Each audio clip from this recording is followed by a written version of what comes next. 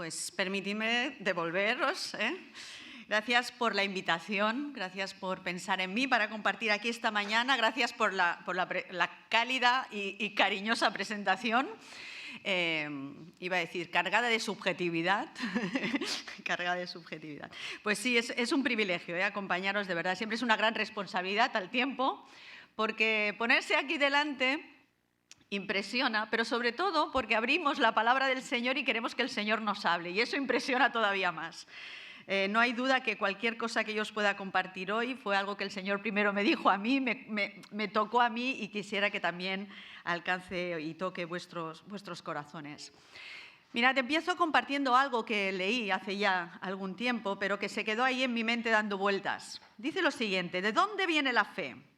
La salvación solo es obra de Jesucristo a través del Espíritu Santo, pero para la mayoría de los cristianos nacer de nuevo se produjo con la ayuda de, y me gusta mucho la expresión, comadronas espirituales. Padres, evangelistas, pastores, profesores de escuela dominical, amigos, incluso desconocidos que nos ayudaron a lo largo del camino de la fe. Seguro que nosotros, si pensamos y hacemos nuestra lista de esas comadronas espirituales, esas personas que nos hayan ayudado en el camino de la fe, seguro que vamos a poder construir una especie de árbol genealógico espiritual.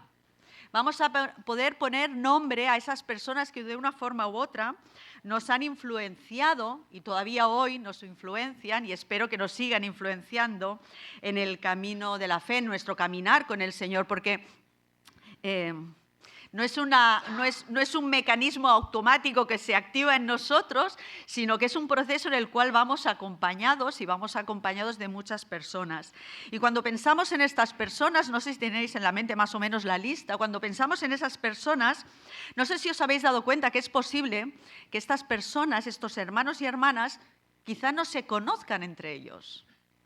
Es posible también que estas personas, hermanos y hermanas, quizá no vieron el resultado y la influencia que tuvieron en tu vida. Es posible que no fueran conscientes en ese momento de que te estaban influenciando. ¿Cuántas personas a lo largo de este camino han sido usadas por Dios y quizá ellas no lo sabían? Y es que el Señor usa muchas piezas y va sumando esas piezas y va uniendo esas piezas para conducirnos, para ayudarnos a cada uno de nosotros en nuestro caminar. Y esa idea a mí me llevó automáticamente, cuando pensaba en ello, me llevó automáticamente un verso que seguro que conocéis, luego lo leeremos, pero ahora simplemente lo cito, que es: yo planté, está hablando Pablo, yo planté y Apolos regó, pero el crecimiento lo ha dado ¿quién? El Señor. ¿Vale? El Señor usa esas piezas, el Señor trabaja en ese efecto acumulativo que os decía. ¿Para qué? Para que nosotros podamos ir avanzando y madurando y creciendo en el Señor. Ahora bien, y ahí es donde quiero que vayamos. Si eso es cierto, y espero que sea cierto y que lo tengamos todos claro, ahora quisiera preguntaros cuál es vuestro árbol genealógico de descendientes, que ahí es donde vamos a meter, donde vamos a estar pensando. ¿Cuál es nuestro árbol genealógico de descendientes? ¿A quién influenciamos nosotros como hijos de Dios y les ayudamos a crecer en el Señor? ¿A quién somos nosotros de influencia para que puedan crecer en el Señor? Porque la cadena continúa. No solo nosotros hemos recibido y hemos sido acompañados, sino que también tenemos el privilegio y la responsabilidad de continuar esa cadena. Muchas veces leemos la fe y nuestra experiencia de fe como que desde que nos convertimos hasta donde estoy hoy, pero no miramos en lo que viene detrás, en quienes vienen detrás. Mis padres, mis profesores, pero esa cadena continúa, y ahí tenemos nosotros una responsabilidad. ¿Quién es tu árbol genealógico? ¿Quién hay en tu árbol genealógico? ¿A quién estás influenciando tú para que pueda crecer en la fe? No sé cuál es la respuesta, pero ahora mismo os propongo algo fácil. Mirad a la derecha, a la izquierda, adelante y detrás. Sentíos libres de girar la cabeza. Todas las personas que tenéis a vuestro alrededor son parte de ese árbol genealógico de descendientes. ¿Por qué? Porque el Señor te trajo aquí para ser de influencia y de bendición para sus vidas. Estoy convencida de ello.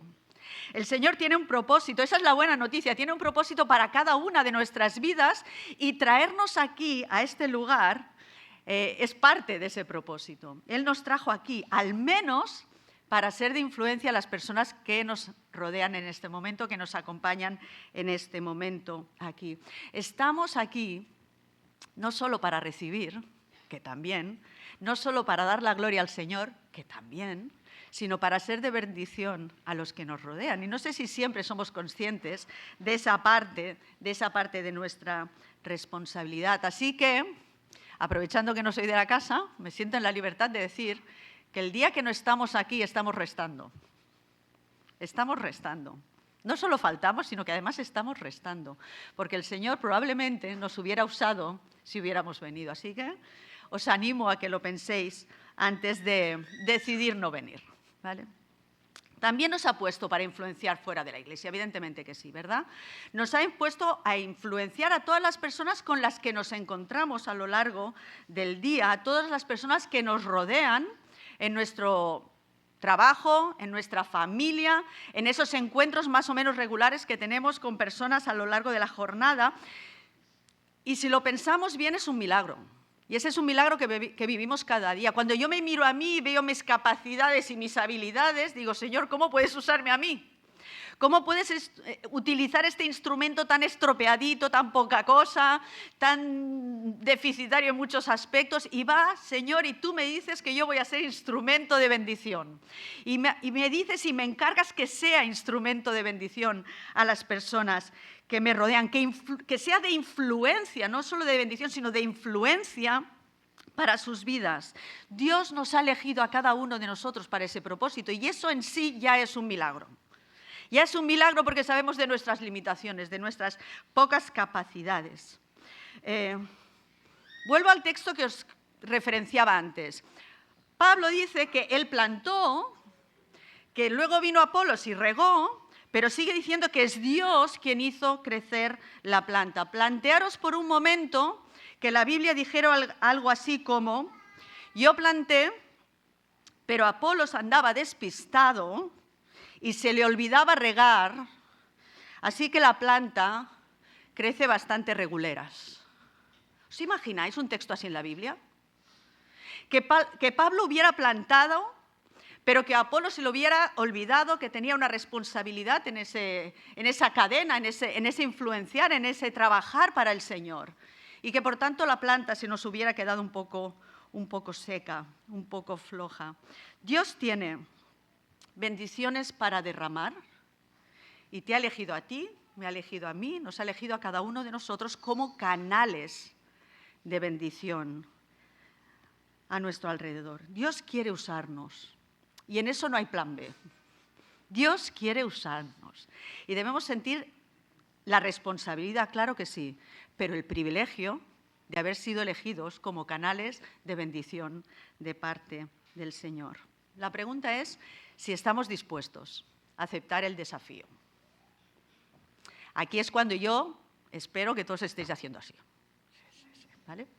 ¿Aceptamos el desafío de ser canales de bendición de parte del Señor? ¿Aceptamos el desafío de poder influenciar en la vida de otros para que su vida también sea transformada por el Señor, para que crezcan en el Señor, para que se acerquen más a Él? Claro que sí, claro que queremos aceptar ese desafío. Necesitamos aceptarlo, hacerlo nuestro y prepararnos para ese desafío. Ahora os voy a dar una buena noticia, ¿eh? Si no recordáis nada más del sermón, os dejo una frase. Eso es un resumen. Para prepararnos hay que ocuparnos en nuestro crecimiento, aunque parezca contradictorio. Para prepararnos hay que ocuparnos en nuestro crecimiento. Insisto, si no recordáis nada más, esta es la frase. Para prepararnos hay que ocuparnos en nuestro crecimiento. Si lo hacemos, nuestras vidas estarán plantando, regando, influenciando, siendo de bendición para otros, sin nosotros casi darnos cuenta, de manera natural, de manera espontánea. Ahora sí, vamos al texto. Vamos a leer en 1 de Corintios en el capítulo 3. Vamos a leer los primeros 15 versículos y lanzaremos aquí 3 ideas que creo que nos pueden ayudar a entender esa idea de que necesitamos ocuparnos en nuestro crecimiento si realmente deseamos ser canales de bendición. 1 de Corintios, en el capítulo 3, empieza diciendo lo siguiente, es Pablo, quien está hablando, dice: yo, hermanos, no pude hablaros como a espirituales, sino como a carnales, como a niños en Cristo. Os di a beber leche, no alimento sólido, porque aún no erais capaces de digerirlo, ni lo sois todavía, porque aún sois carnales. Pues mientras hay entre vosotros celos, contiendas y disensiones, ¿no sois carnales y os portáis como la demás gente? Pues cuando uno dice: yo ciertamente soy de Pablo, y el otro: yo soy de Apolos, ¿no sois carnales? Porque ¿qué es Pablo y qué es Apolos? Servidores por medio de quienes habéis creído, y eso según lo que a cada uno le dio el Señor. Yo planté, Apolos regó, pero el crecimiento lo ha dado Dios. Así que ni el que planta es algo, ni el que riega, sino Dios que da el crecimiento. Y el que planta y el que riega son una misma cosa, aunque cada uno recibirá su recompensa conforme a su labor.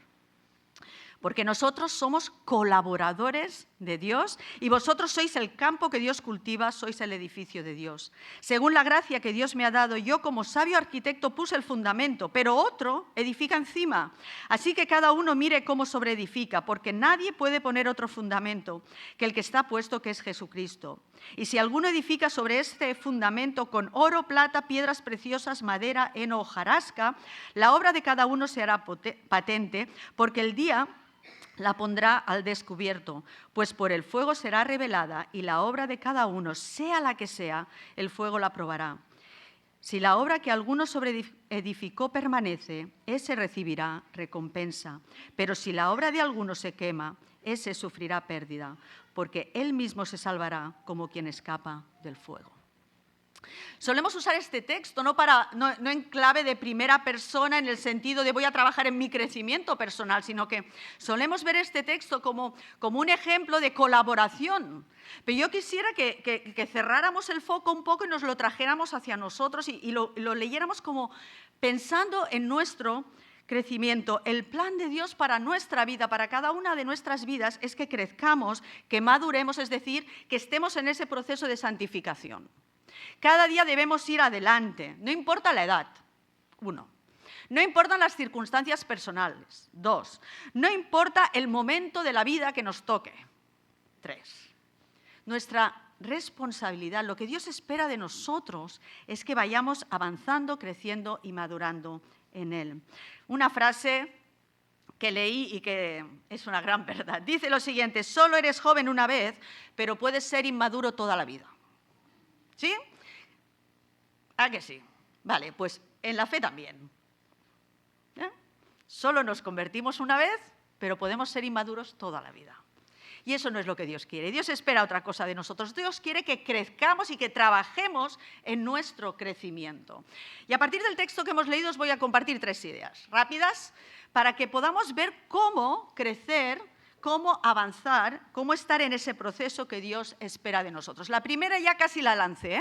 La primera es que no podemos ser bebés toda la vida, no podemos ser niños toda la vida, no podemos ser recién convertidos, en el mismo punto que cuando conocimos al Señor. El crecimiento, como decía antes, no es un proceso espontáneo que se da con un botón. El crecimiento es algo que hay que irlo avanzando, trabajando, madurando. Debemos invertir en él. El crecimiento no es como el respirar. Debemos sentir la necesidad y el deseo de crecer. Debemos invertir en ese crecimiento. El crecimiento lleva tiempo, el crecimiento lleva esfuerzo y el no crecimiento es una enfermedad. En el plano físico, si no creciéramos, alguna enfermedad hay ahí. Así que en el plano espiritual, el no crecimiento también es una enfermedad y hay que tratarla. Y hay que ver cuál es el origen. Pablo habla a una iglesia que él había fundado y que la conoce bien, pero no ve cambios en su vida.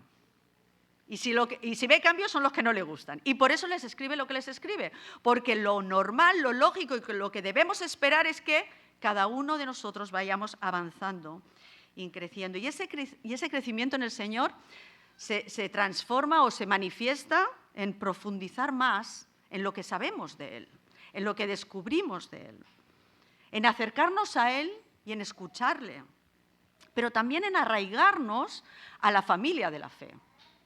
Es decir, en compartir con los hermanos. A veces leemos la relación con Dios es personal, claro que sí, ¿eh? Pero hay una dimensión comunitaria que no podemos olvidar. Debemos compartir también con los hermanos de la fe. Así que os animo a que comprobéis si tenéis alguna alerta sonando en vuestras vidas, alguna alerta que os esté avisando que las cosas no van como deberían ser. ¿Qué alertas? Mirad, si vuestro conocimiento de Dios es el mismo que hace 10 años, hay una alerta sonando. Si sabemos de Dios exactamente lo mismo que hace 10 años, algo no va bien y está sonando por ahí una alerta. Si mi relación con Dios es la misma que hace 10 años, hay una alerta sonando. Si mi compromiso con la Iglesia y con la misión de la Iglesia es el mismo que hace 10 años, hay una alerta sonando. Y si las tres cosas no son las mismas, sino que son menores, en lugar de una alerta lo que está sonando es una alarma grandota, grandota, grandota que nos va a dejar sordos a todos. Así que cuidado, el Señor pone esas alertas en nuestra vida. Si mi compromiso es menor, es igual o menor, si mi conocimiento es igual o menor, si mi compromiso con la Iglesia es igual o menor, cuidado ahí, que hay esas alertas que están sonando y nos van a dejar sordos a todos. Esa es la primera idea. La segunda idea, los resultados no son la prueba del crecimiento.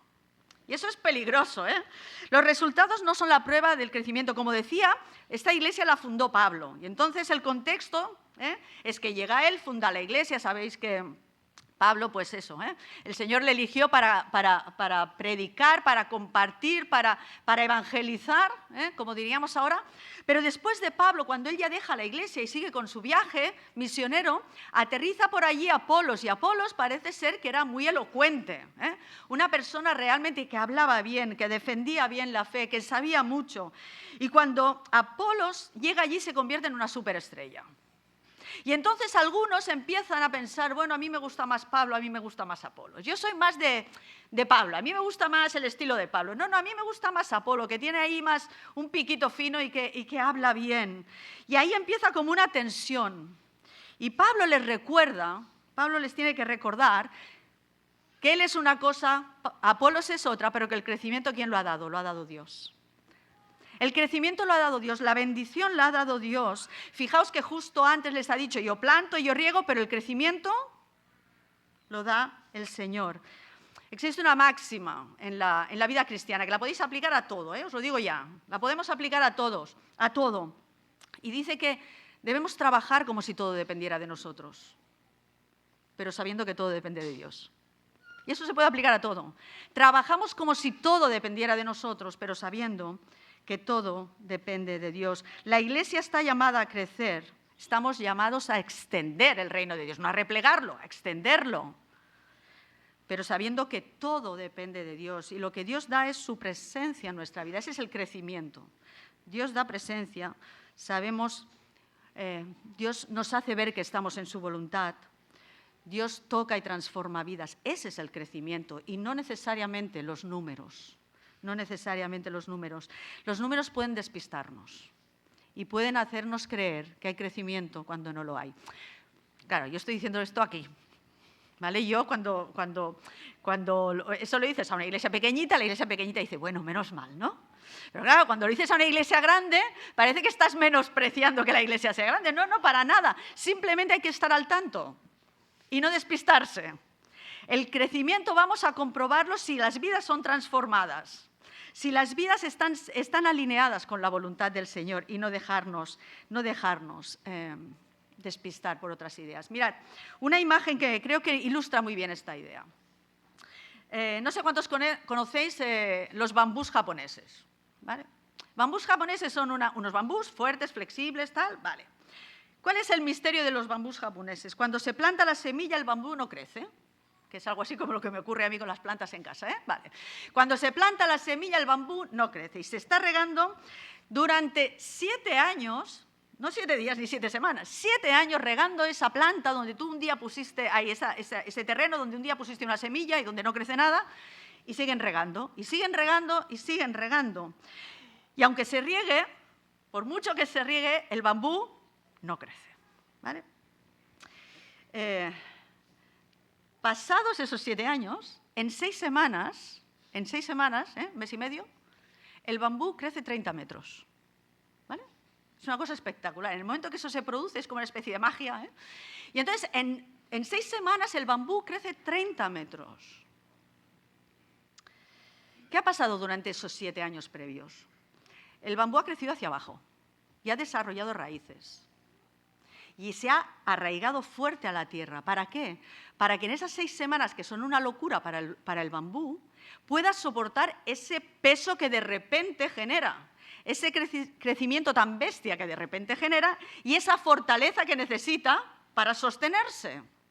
Y sin esos 7 años de agua, no sería posible crecer 30 metros en 6 semanas. Así que trabajamos conscientes de que el crecimiento no necesariamente nos va a tocar a nosotros verlo. Os decía al principio, hay personas que os han influenciado y quizá no os vieron, no supieron nunca que os estaban influenciando, pero lo hicieron.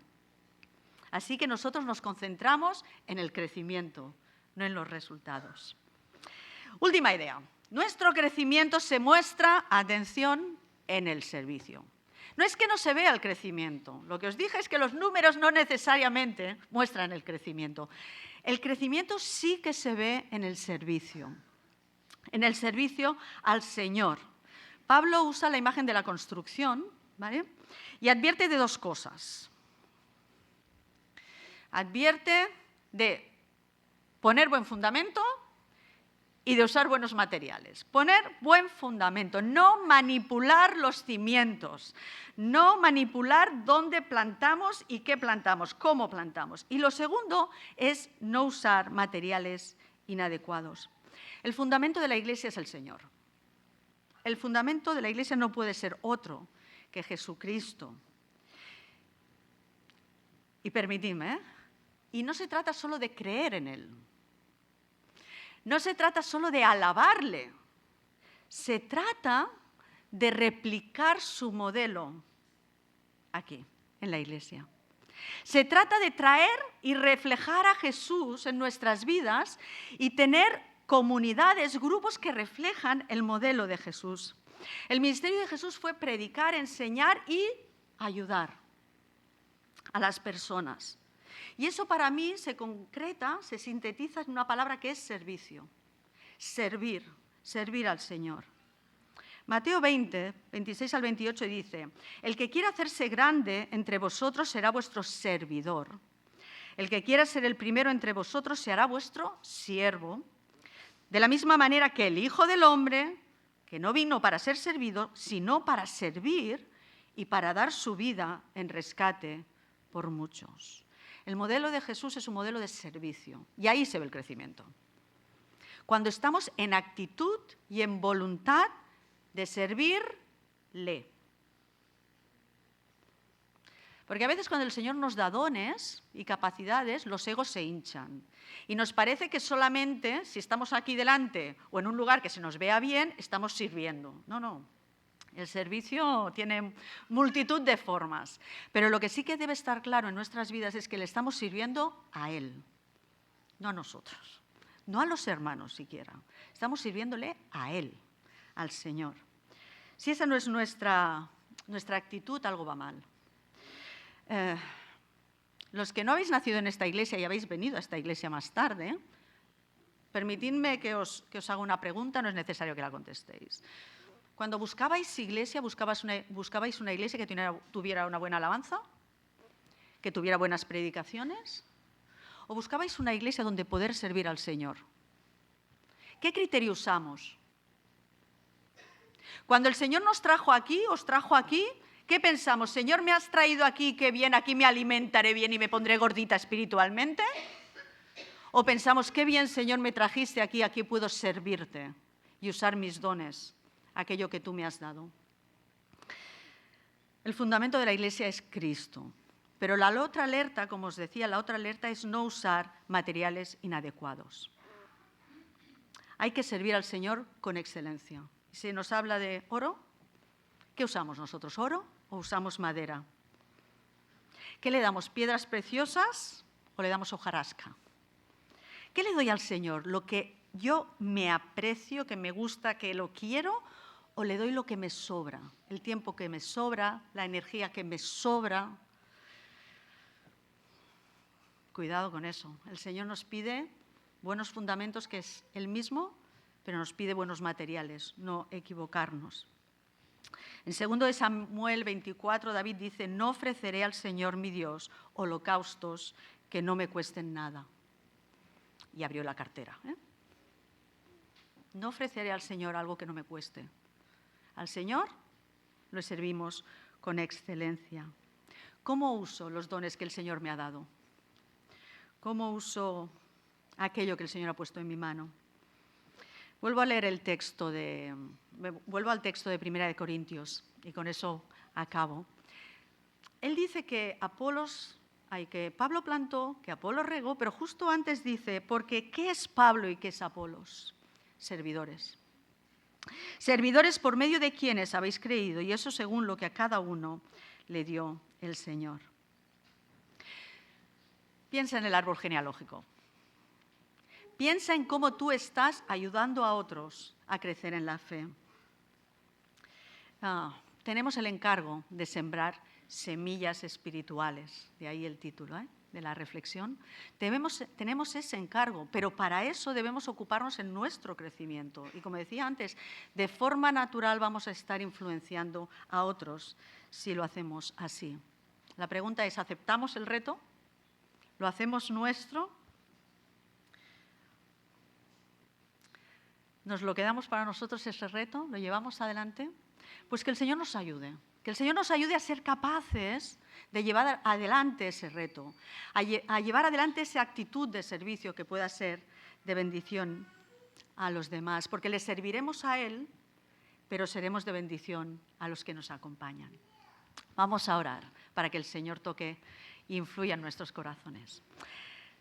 Padre, te damos gracias porque desde nuestra pequeñez y nuestra imperfección, Señor, tú nos usas. Tú quieres usarnos, tú pones en nuestras manos la posibilidad de servirte, de ser útiles para ser de bendición a los que nos rodean.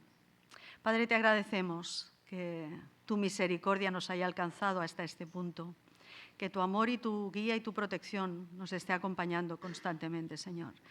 Y queremos pedirte que tú trabajes en nosotros, que tú nos ayudes, tú nos cuides, que tú nos guíes, para que seamos capaces de poder llevar adelante este encargo que tú pusiste en nosotros. Por Cristo Jesús. Amén.